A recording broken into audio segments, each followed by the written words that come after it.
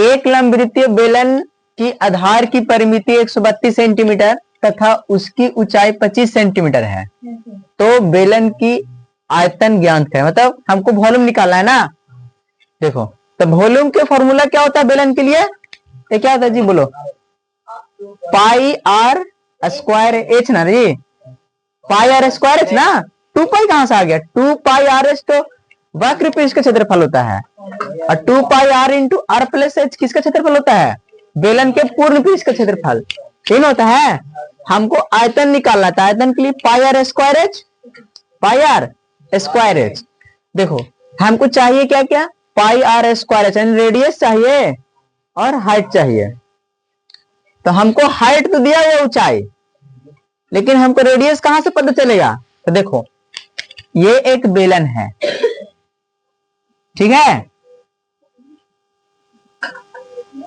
बोला जा रहा है बेलन के आधार की परिमिति 132 है। आधार कौन है बेलन की? है जी, अरे नीचे वाला ही तो उसका आधार है। तो उसका आधार किस आकृति का है? एक सर्कल का आकृति का है, गोल है ना। अरे एक सर्कल का आकृति के ना है। तो इसका दिया हुआ है परिमिति। परिमिति का मतलब इसका क्या दिया हुआ? परिधि दिया हुआ है। मतलब उसको कहने का मतलब है कि ये वृत्त का क्या है? परिधि है। लेकिन प्रश्न में डायरेक्ट नहीं ना कहेगा, तो फिर तुम दिमाग कैसे लगाएगा? अगर डायरेक्ट कह देगा कि उसका परिधि दिया हुआ है, तुमको दिमाग लगाना भी है ना। तो इसीलिए वो क्या कहा कि आधार की परिमिति। परिमिति का मतलब ये वृत्त है ना, नीचे वाला आधार, वृत्ताकार आधार। एक बेलन का कैसा नीचे वाला आधार होता है? वृत्ताकार होता है। तो उसका ये दिया हुआ परिमिति मतलब कि इस वृत्त के परिधि है। तो इस वृत्त के क्या दिया हुआ है?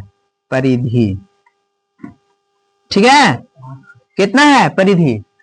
132 सेंटीमीटर। अब बताओ कि वृत्त के परिधि दिया है, तो इस वृत्त की परिधि का फॉर्मूला लगा के हम वृत्त का त्रिज्या नहीं निकाल लेंगे? और वृत्त के इसी वृत्त का त्रिज्या ही तो इस बेलन का भी त्रिज्या होगा, क्योंकि ये नीचे वाला इसका जो सरफेस है वो वृत्ताकार ही तो है। अरे समझ में नहीं आ रहा है? आया समझ में? देखो, तो क्या लगाएंगे फॉर्मूला? वृत्त के परिधि बराबर।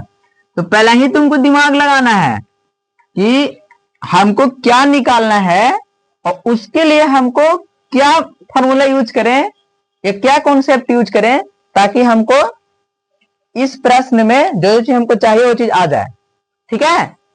तो वृत्त के परिधि बराबर क्या होता है? 2 पाई, पहले जानते हैं 2 पाई के वैल्यू 22/7 और आर के वैल्यू नहीं पता, वही तो हमको निकालना है। और परिधि कितना दिया हुआ है? 132। देखो कटेगा ये 22 से कटता है जी, 22 दहा के 220, 22 के 6 और कट जाएगा ना, और 2 तिया 6। तो देखो 7 तिया 21। आर के वैल्यू कितना आ गया? 21 सेंटीमीटर। मतलब कि ये जो वृत्त का है ना त्रिज्या, आर के वैल्यू, रेडियस के वैल्यू, वो भी बेलन का ही होगा त्रिज्या। समझा कि नहीं समझा? तो अब हमको आर भी पता हो गया और एच दिया हुआ है हमको। एच कितना दिया हुआ है प्रश्न में? देखो 25 सेंटीमीटर दिया हुआ है ना। अब बताओ नहीं आयतन निकलेगा? हल्का हो गया कि नहीं हो गया? क्या लगाएंगे? बेलन के आयतन बराबर पाई आर स्क्वायर एच। पाई के वैल्यू 22/7, आर के वैल्यू कितना है? 21। तो स्क्वायर है ना, तो इसका मतलब 2 बार गुना करेंगे, 21 गुना 21 और 21 गुना 21 लिख देंगे। और हाइट कितना दिया? ऊंचाई 25 सेंटीमीटर। 25 हो गया। देखो काटो, 7 तिया, अब गुना कर दो खाली, और टोटली सेंटीमीटर क्यूब में आएगा ना।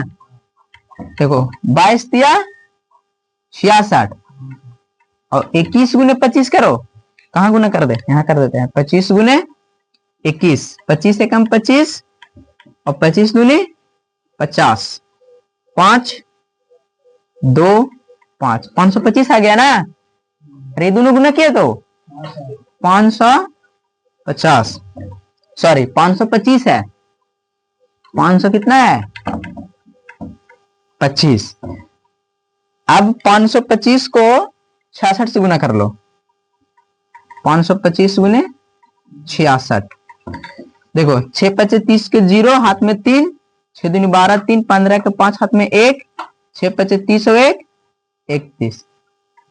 6 5 30 के 0 हाथ में 3, 6 दूनी 12 3, 15 के 5 हाथ में 1 और 6 5 30 और 1 31।